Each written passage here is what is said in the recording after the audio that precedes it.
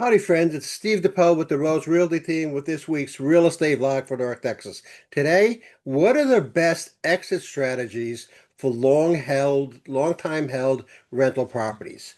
Very good question because a lot of us have rental properties that we've had 10, 20, maybe 30 years, okay? And now what do you do with them? Okay, maybe you're in you're kind of up there, you don't want to be a landlord anymore. What are some of the best things that you can do to maximize your return on investment and to maximize your income? So let's talk about that. So you're tired of being a landlord. Let's talk strategy. I'm going to walk you through a couple of the smartest ways to transition out of this long-held rental property here in Denton County. And this may make the most, so you can make the most out of your equity and your original investment. Before we get started, hey, do us a favor, please, and like and subscribe to our YouTube channel. That's youtube.com/at moving to Dallas, Texas. There you'll have access to all the vlogs I've ever done. That's something like 500 of them. We also have this new channel that you'll get access to called Texas Real Estate Answers. And those answer questions, basic real estate questions that people have, like can I sell a house with a mortgage? What's a contingency? How do I avoid capital gains taxes on my investment property, etc. And so you have access to all of those. You will become the smartest person in your neighborhood in terms of real estate. It's a blessing and a curse. So you can actually just send those people over to me and I'll take care of them for you. So, hey, let's get into it. So, straight up, the first approach is a straight up sale, okay, on the open market. This works best if your rental is in good condition and located in a high demand area. And Denton County neighborhoods near schools or major employers, something like UNT or the Razor Ranch area, up there, sort of like North Denton area, or attracting buyers looking for move-in ready homes. Okay, so if you have a house up there, excellent spot, excellent location, and you can just you could just sell the property and be done with it. As a warning, I'd like to say that probably what you're going to have to do is to decide what to do with that money at that point. Because if you bought it 5, 10, 15 years ago, prices have gone up sometimes 2, 3 times since then, and you're going to have a nice capital gains bill on your hands. And so you're going to have to determine what to do with that money that you got from that sale. And this is where my wife Rose and I who are certified in what's called real estate planning and 1031s, can help you out.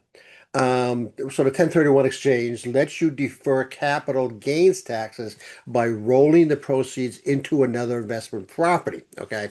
This is a strong play if you're not quite ready to quit the real estate market yet. So as an example, let's say you bought a house at 200, now it's worth 400. You have a $200,000 capital gains liability. Okay. Let's assume you didn't do any improvements to the house. So capital gains taxes, depending on a lot of different things, could be as high as 25 or 40 to 40%. Okay. If you bought another investment property worth at least the 400, okay, then those capital gains taxes then go away and you roll all of that equity and those capital gains into that next property and you start over from scratch. Okay. Although I'm certified in 1031 exchanges, I'm not a CPA or a financial planner, and we should talk with your CPA and your financial planner before we make a move like this. You can convert your current property into a short-term or mid-term rental use. So basically, we're talking about VRBOs or Airbnbs, those types of things. So there's also another thing out there called furnished finder, okay, where your home is furnished and you rent it to people short term. This is better for areas near, like, for example, the Denton colleges or even the hospitals or some corporate hubs. Okay. And what happens here and there is it's sort of a semi per night basis. You'll have to talk to your HOA about the rules.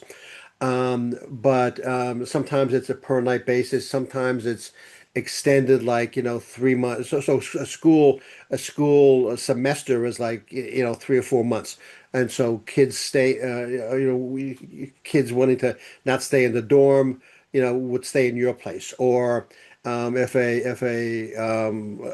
a corporate entity had a project going on and they wanted to move in this project team in order to have them all together and close to the campus, then they could do that, and they could have them all staying together. Okay, so they use it as like sort of hoteling, but it's a lot cheaper for them and a lot more profitable for you because you can actually kind of then at that point raise your rent. Okay.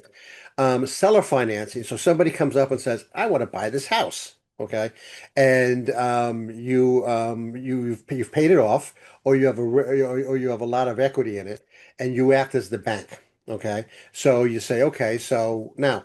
If you've had this house for a while, probably if it's either paid off or you still have a mortgage on it, your interest rate on that is probably very low, and your monthly payment is probably very low.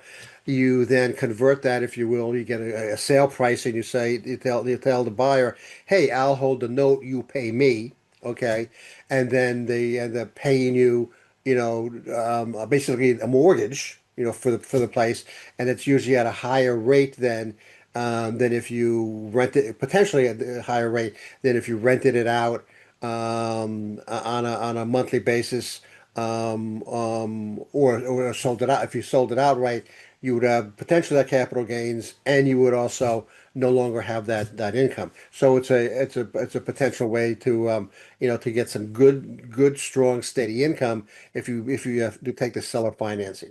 Hold and plan strategy. So you focus on the lease terms. So you don't want to just get out. Okay, you still want to be that landlord, if you will, and so you focus on the lease terms. So you want to do tight tenant screening.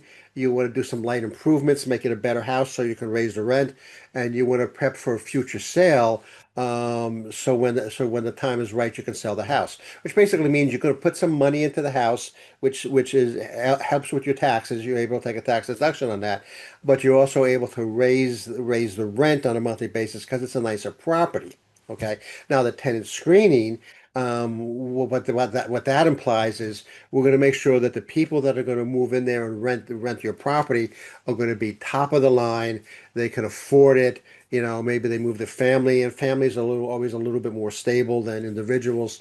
So they're going to move their family in for 2 years because they're working this job, or they don't know where to buy, or they can't afford it right now, or something along those lines.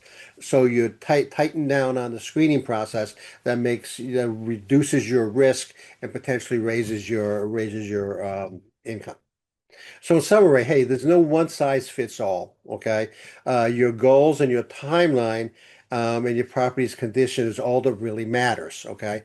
Second, Denton County still offers solid opportunities, but it pays to plan the exit strategy instead of just reacting. We always think it's better to be, in our business, we always think it's better to be proactive than reactive, okay? And that's real important. So hey, give us a call. We'll set up a one-on-one consultation with excuse me, with me and Rose, and we'll discuss what your options are and what you could expect to achieve dollar and cents wise or financial wise out of these plans.